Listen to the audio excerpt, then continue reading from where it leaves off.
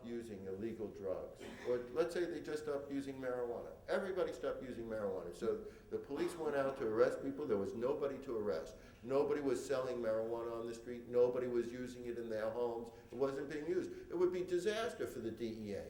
Could you imagine that? Now look, DEA has had a pretty good growth period over the last 65 years.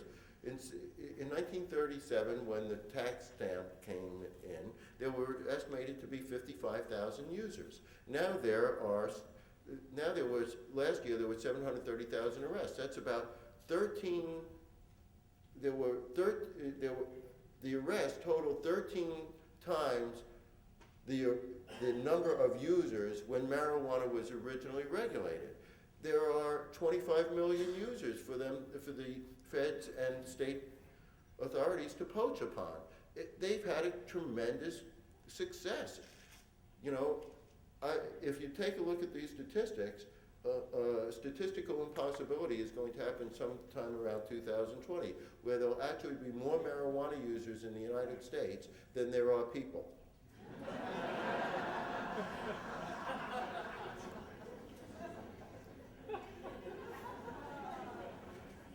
So, let's see.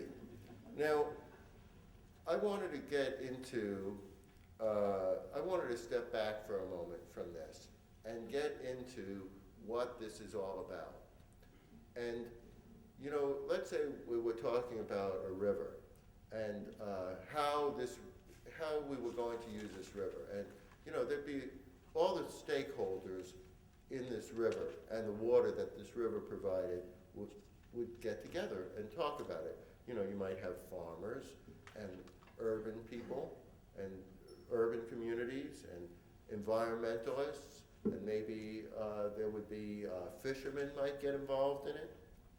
And together they'd reach some sort of compromise that probably nobody would like, but that everybody could live with or sort of live with. So let's look at the stakeholders in terms of medical marijuana.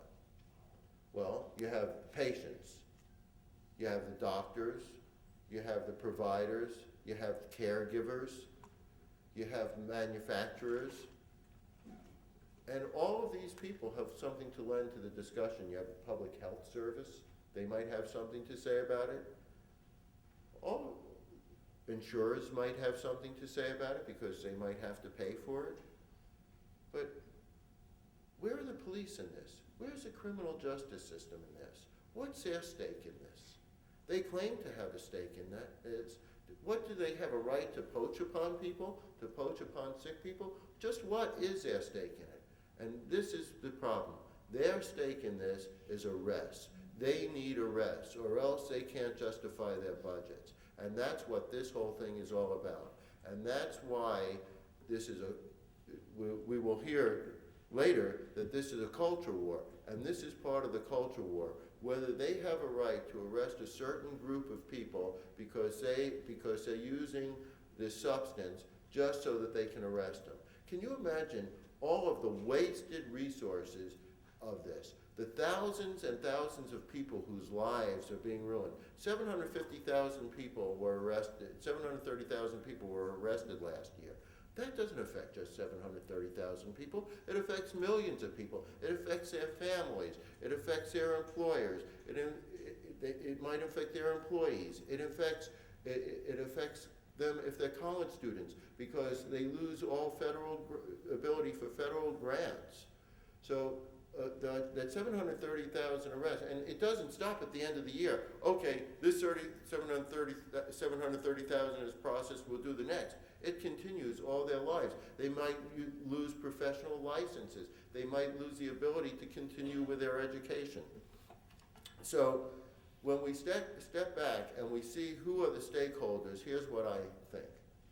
The police, the criminal justice system is not a stakeholder in whether medical marijuana patients should be able to use marijuana, or how much they should be able to use, or how they should be able to grow it. They have absolutely no expertise in this area.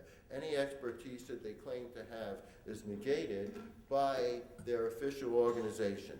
And their official organization is the California Narcotics Officers Association. You can go onto the internet and look at their position papers. And here's what they say. Marijuana is not a medicine. These people are verbal terrorists. Now, the reason why I say they're verbal terrorists, in order to remain a police officer in California, you have to continually get education. You have to take educational classes. And the California Narcotics Officers Association is deputized to give some of these classes.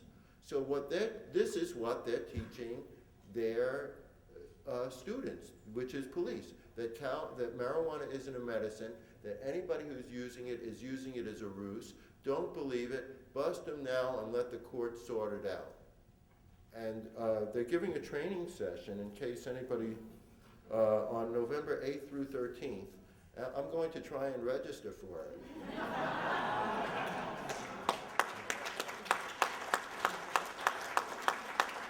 And so they say in this, they say that the people who are supporting medical marijuana are just doing it as a means of pushing marijuana onto the public, you know, so that this is the first step. This is the only thing that I agree with them about, that medical marijuana is only a first step because everybody has a right to use it, whether they're using it medically or recreationally or however they want to use it.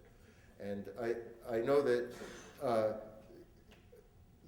now people will say, now the Narcotics Officers Association will say, well, that's exactly what we said.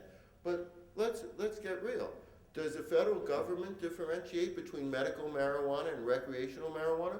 There's no differentiation in the law. And in fact, what do they tell the juries? No matter what the state law might be, the federal government doesn't recognize medical marijuana. So you have this Narcotics Officers Association functioning as verbal terrorists in this war. And then they want to sit down at the table with stakeholders and say, well, we're stakeholders in it too. But I question, where is their stake in it? And I'll give you